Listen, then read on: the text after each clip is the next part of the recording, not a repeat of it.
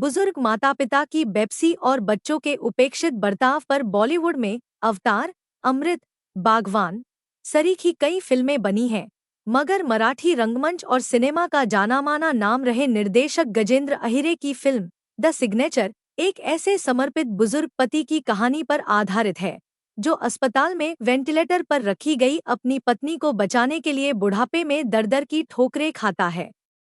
इस मार्मिक कहानी को संजय जीवन की कड़वी सच्चाइयों के साथ डील करते हैं और उस पर अनुपम खेर का दमदार अभिनय सोने पर सुहागा साबित होता है। द सिग्नेचर की कहानी अपना संपूर्ण जीवन अपने बच्चों के पालन पोषण और उन्हें सेटल करने के बाद रिटायर अरविंद पाठक, अनुपम खेर, अपनी पत्नी मधु, नीना कुलकर्णी के साथ यूरोप की ट्रिप का प्लान बनाता है, मगर अचानक उनकी जिंदगी में भूचाल आ जाता है जब एयरपोर्ट पर ही मधु का ब्रेन हेमरेज हो जाता है।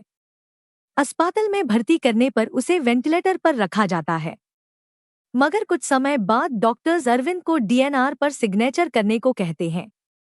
डीएनआर अस्पताल का एक ऐसा फॉर्म है जिसे साइन करने के बाद मरीज के लाइफ सपोर्ट यानी उन मशीनों को बंद कर दिया जाता है जिससे रोगी की सांसें चल रही हों।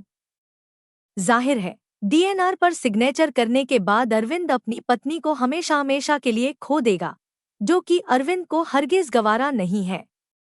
आर्थिक तंगी के कारण बेटा भी पिता को सिग्नेचर करने का दबाव डालता है, मगर अरविंद अपनी पत्नी को बचाने के लिए पैसों का इंतजाम करने के लिए कमर कस लेता है। अरविंद अपनी पत्नी की सांसें चलाने के लिए संपत्ति बेचने से लेकर उधार मांगने और क्राउड फंडिंग जैसी तमाम कोशिशें करता है। लेकिन क्या वह अपनी पत्नी को सांसें दे पाएगा? क्या उसे पैसों की मदद मिलेगी? ये जानने के लिए आपको फिल्म देखनी होगी। डायरेक्टर गजेंद्र अहिरे इस फिल्म में एक खुशहाल सीन से आपको जिंदगी के उस दौर में ले जाते हैं जो आपको रो देने पर मजबूर कर देता है। कहानी के बुजुर्ग पात्रों के जरिए गजेंद्र बूढ़े हो चुके माता-पिता के प्रति उनके बच्चों ही नहीं, बल्कि समाज की उपेक्षित सोच की पड़ताल करते हैं। क्या बूढ़े होने का मतलब नकारा होना है? क्या उन्हें जीने का हक नहीं है? क्या बच्चों और समाज का उनके प्रति कोई दायित्व नहीं रह जाता? जिंदगी भर जिन बच्चों के लिए माता-पिता अपना खून पसीना बहाते हैं, एक समय आने पर बच्चे उनकी जिंदगी और मौत को लेकर इतने प्रैक्टिकल कैसे हो जाते हैं? ये सारे सवाल आपको फांस की तरह छुपते हैं। फिल्म में निर्देशक मरीजों के साथ अस्पताल में होने वाले शोषण के मुद्दे को भी रणवीर शौरी के किरदार के जरिए उठाते हैं, तो दूसरी तरफ पुश्तैनी मकान का हिस्सा लेने गए अरविंद के भाई भाभी के चरित्र रिश्तों के बीच आई दूरी की ओर इंगित करते हैं। गजेंद्र की यह मार्मिक कहानी कई जगहों पर थोड़ी धीमी लगती है और आज के दौर की फिल्मों की तरह इसमें दर्शकों को टर्न और ट्विस्ट की कमी भी खल सकती है, मगर रोहित शर्मा का बैकग्राउंड स्कोर कहानी की संवेदनशीलता को बढ़ाता है। हारे हुए इस शख्स को अपने पहले प्यार महिमा चौधरी से जिंदगी का नया नजरिया तो मिलता है, मगर जब तक वह कुछ समझ पाता, देर हो चुकी होती है।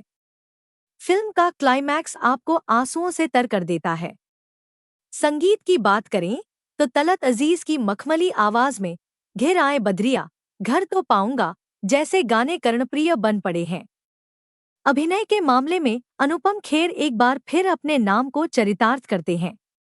अपनी भूमिकाओं में प्राण फूंकने में माहिर नेशनल अवार्ड विजेता अनुपम अपनी अदायगी से सारांश की याद ताज़ा कर देते हैं। जिंदगी की कड़वी सच्चाइयों के साथ संघर्ष करते, गिरते पड़ते, तो कभी उम्मीद की किरण थामते बुजुर्ग की भूमिका में अनुपम बेजोड़ साबित हुए हैं। फिल्म के अन्य किरदारों में रणवीर शौरी का अभिनय कमाल का है। कोमा में जा चुके बेटे के इस पिता का अस्पताल द्वारा शोषण किए जाने के बाद रणवीर की बेपसी का जो गुस्सा फूटता है, उसमें रणवीर अपने अभिनय की गहराई को दर्शा जाते हैं। अंबिका के रूप में महिमा चौधरी की एक्टिंग दिल को छू लेने वाली है। असल जिंदगी में कैंसर की लड़ाई लड़ चुकी महिमा फिल्म में भी कैंसर की शिकार महिला के दमदार किरदार में है। अन्नू कपूर ने दोस्त के रूप में अपनी भूमिका के साथ हर तरह से न्याय किया है। नीना कुलकर्णी छोटे से चरित्र में छाप छोड़ जाती हैं। क्यों देखें, मार्मिक और मानवीय रिश्तों की पड़ताल करने वाली यह फिल्म देखनी बनती है। बुजुर्ग माता पिता की